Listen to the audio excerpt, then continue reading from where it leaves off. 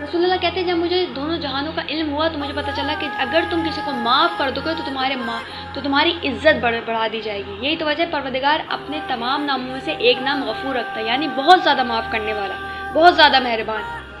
और देखिए एक शख्स ने चौथे इमाम से आके पूछा कि मौला बख्शिश किसे कहते हैं, माफ़ी किसे कहते हैं। मौला का एक शख्स तुम्हारे कान में आके तुम्हें बुरा भला कहे, यहाँ तक गाली तक दे, और दूसरे कान में आके तुमसे माफ़ी मांगे और तुम उसे माफ़ कर दो तो इसे बख्शिश कहते हैं। ये तो वजह कि एक शख्स चौथे इमाम की खिदमत में आया, मौला ने उसकी बहुत मेहमान नवाजी की, यहाँ तक कि उसका बहुत ख्याल किया, खिदमत की। और उसके बाद उस शख्स ने कहा मौला शायद आपने मुझे पहचाना नहीं। मौला ने कहा भला मैं तुझे भूल सकता हूँ, तू मेरे अकबर का कातिल है। देखिए ये होता है कि गेट पे बंदा है, उससे माफ़ कर दिया।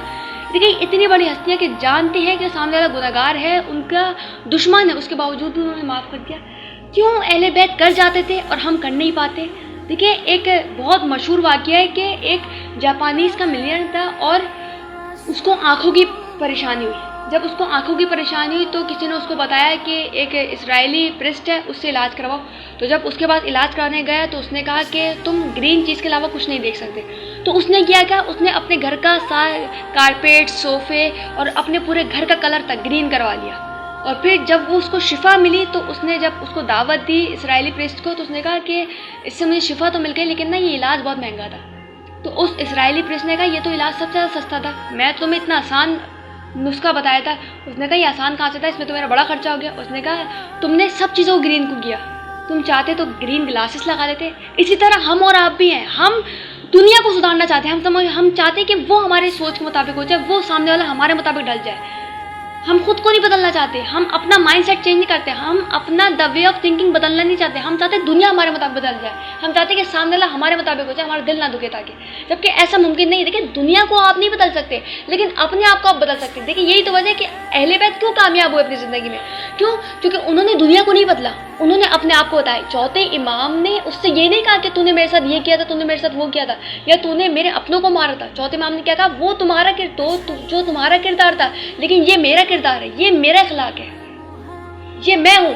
उन्होंने अपने आप को डिफाइन किया उसके सामने। उन्होंने ये नहीं कहा कि तुम ऐसे हो या तुम वैसे हो, उन्होंने कहा ये मेरा किरदार है और मैं ऐसा हूँ, मेरा अखलाक ऐसा है।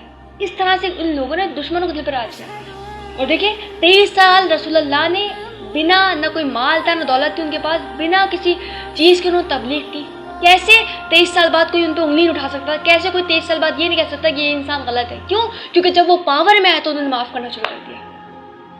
फतेह मक्का मशहूर है, जब लोग कहते थे ना आज बदले का दिन है, आज तकलीफ़ों देने का दिन है, तो उस वक्त रसूलुल्लाह वाहिद तो कहते नहीं, आज मोहम्मद की फतह का दिन है, आज सब के लिए रहमत है। तो देखिए जो माफ़ करते हैं वो गेन करते हैं, उसके पास ज़्यादा आते हैं। और रसूलुल्लाह की हदीस है ना, आलल जोदी फिल दुनिया आलल जोदी फिल आखिरह, जो लोग दुनिया में लोगों के साथ अच्छा करते हैं आखिर में उनके साथ अच्छा होगा, और जो लोग नहीं करते तो रिवायत में है कि वो दो लोग खुदा की बारगाह में रोज़े महशर खड़े होंगे। ऑप्शन ए वो होगा जिसने गुनाह किया है, ऑप्शन बी वो होगा जिस पर जुल्म हुआ, यानी मज़लूम।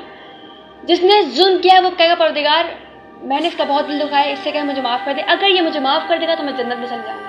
ये परवरदिगार ऑप्शन बी यानी मज़लूम से कहेगा कि इसे माफ़ कर दे, तो मज़लूम कहेगा नहीं परवरदिगार इसने दुनिया में मज़े किए और आखिर में भी मज़े करना चाहता है, ये चाहता है मैं इसे माफ़ कर दूँ जन्नत चल जाए, ये दुनिया में भी खुश रहा, ये आखिर में भी खुश रहना चाहता है, तो मैं इसे माफ़ नहीं करता। तो फिर परवरदिगार मज़लूम से के लिए बहिश्त के पर्दे को हटा देगा। और फिर जब मज़लूम उसे देखा तो बहुत खुश होगा, उसे बहुत खुशी होगी। तो परवरदिगार उससे पूछेगा तुझे अच्छा लगा, तो मज़लूम कहेगा हाँ मुझे बहुत अच्छा लगा। फिर परवरदिगार उसके लिए बहिश्त का दूसरा दरवाज़ा पर्दा हटाएगा और बोलेगा अब बता तुझे कैसा लगा। तो फिर वो मज़लूम रहेगा परवरदिगार इसे देख के मुझे ज़्यादा खुशी होती है, इसमें ज़्यादा नेमत है, इसमें ज़्यादा ज़ाहिश है।